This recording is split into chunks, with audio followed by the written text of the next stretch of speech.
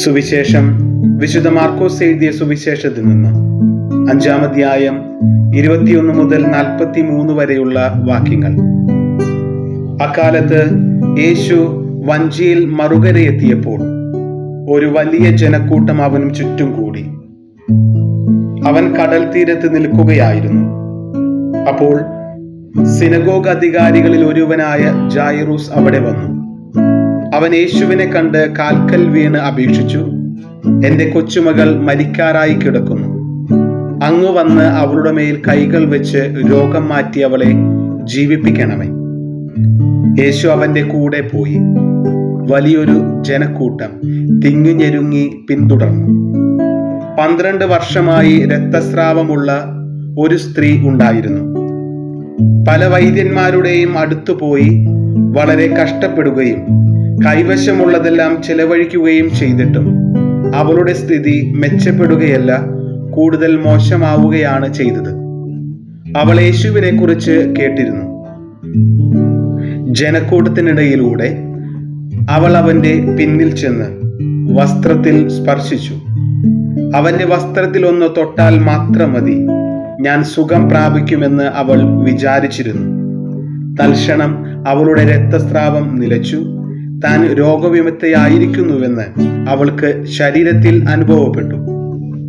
യേശുവാകട്ടെ തന്നിൽ നിന്ന് ശക്തി പുറപ്പെട്ടു എന്നറിഞ്ഞ് പെട്ടെന്ന് ജനക്കൂട്ടത്തിനു നേരെ തിരിഞ്ഞു ചോദിച്ചു, "ആരാണ് എന്റെ വസ്ത്രത്തിൽ സ്പർശിച്ചത്?"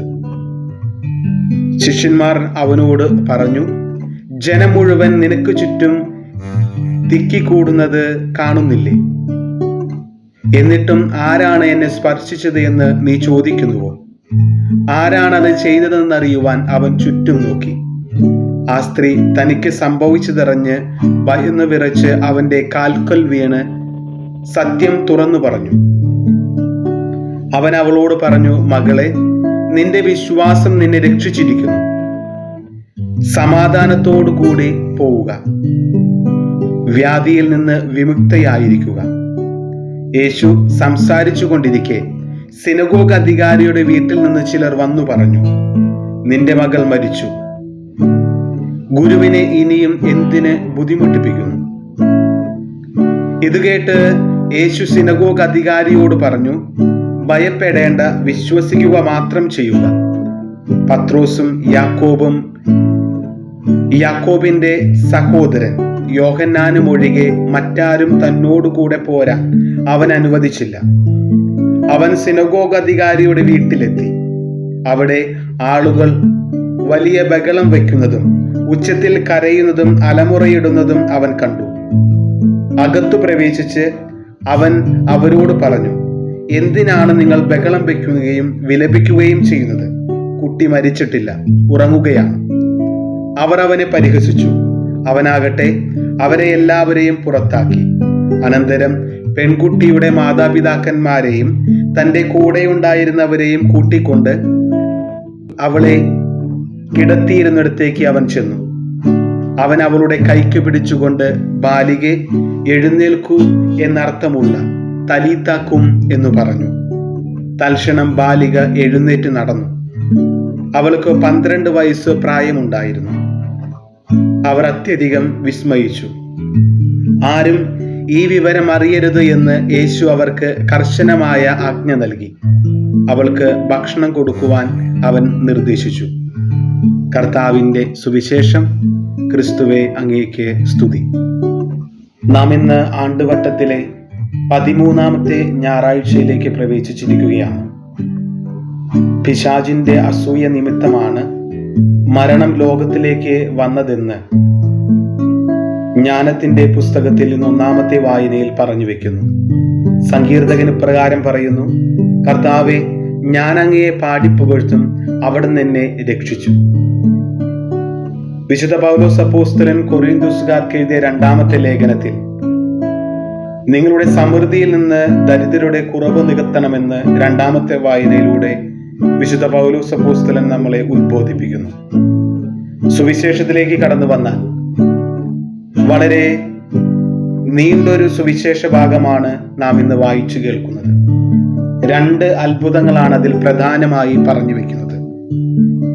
ഒന്നാമതായി 12 വർഷമായി രക്തസ്രാവം നിമിത്തം വളരെയധികം വേദനകളും കഷ്ടപ്പാടും അനുഭവിച്ച ഒരു സ്ത്രീയുടെ ജീവിതത്തിൽ സംഭവിക്കുന്ന അത്ഭുതത്തെക്കുറിച്ചും സിനഗോഗ് അധികാരിയായ ജായിറൂസ് തന്റെ കൊച്ചുമകൾക്ക് വേണ്ടി യേശുവിന്റെ അടുക്കൽ വന്ന് അവളെ സൗഖ്യപ്പെടുത്തണമേ എന്ന് അപേക്ഷിക്കുന്നതും.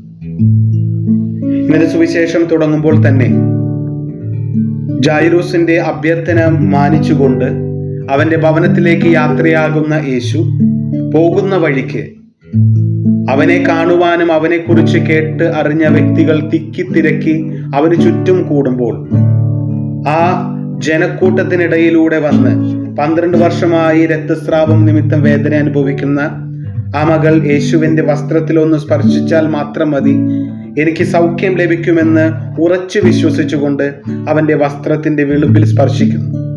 ഇവിടെ 3 കാര്യങ്ങൾ നമുക്ക് കാണുവാനായി സാധിക്കും. കേൾവിയിലൂടെയുള്ള വിശ്വാസം, ധൈര്യത്തോടു കൂടിയുള്ള സ്പർശനം, തനിക്ക് ലഭിച്ച സൗഖ്യം മറ്റുള്ളവരുടെ മുമ്പിൽ ധൈര്യത്തോടു കൂടിയുള്ള തുറന്നു പറച്ചിൽ. ശിഷ്യന്മാർ യേശുവിനോട് പറയുന്നു, നീ എന്താണ് ഈ ചോദിക്കുന്നത്? എന്നാൽ അവൻ സൂക്ഷിച്ചു നോക്കി സൗഖ്യം ലഭിച്ചവൾ ഈശോയുടെ മുമ്പിൽ തുറന്നു പറഞ്ഞു.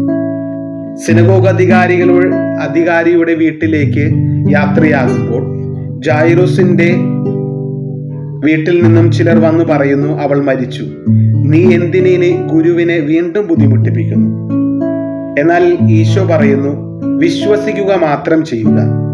അവർ വീട്ടിലേക്ക് യാത്ര തിരിക്കുന്നു. വീട്ടിലെത്തിയപ്പോൾ അവിടെയുള്ള എല്ലാവരെയും പുറത്താക്കി തന്നോട് കൂടെയുള്ള ശിഷ്യന്മാരെയും മാതാപിതാക്കന്മാരെയും മാത്രം കൂട്ടിക്കൊണ്ട് ബാലിക കിടന്നിരുന്ന മുറിയിലേക്ക് ചെല്ലുകയും അരമായി ഭാഷയിൽ തലീത്താക്കും, ബാലികയെ എഴുന്നേൽക്കൂ എന്ന് പറയുകയും അവൾ എഴുന്നേറ്റിരിക്കുകയും അവൾക്ക് ഭക്ഷണം കൊടുക്കുവാൻ അവരോട് ആജ്ഞാപിക്കുകയും ചെയ്തു. വിശ്വസിക്കുക, ധൈര്യമായിരിക്കുക, ഈശോ നമ്മോട് കൂടെയുണ്ട്. നമ്മുടെയും ആവശ്യങ്ങൾ ഈശോയുടെ അടുക്കൽ കൂടുതൽ ധൈര്യത്തോടു കൂടി ലഭിക്കുമെന്ന വിശ്വാസത്തോടു കൂടി അർപ്പിക്കാം. ദൈവം നിങ്ങളെ അനുഗ്രഹിക്കട്ടെ. എല്ലാവർക്കും ഒരു നല്ല ഞായറാഴ്ച ആശംസിക്കുന്നു.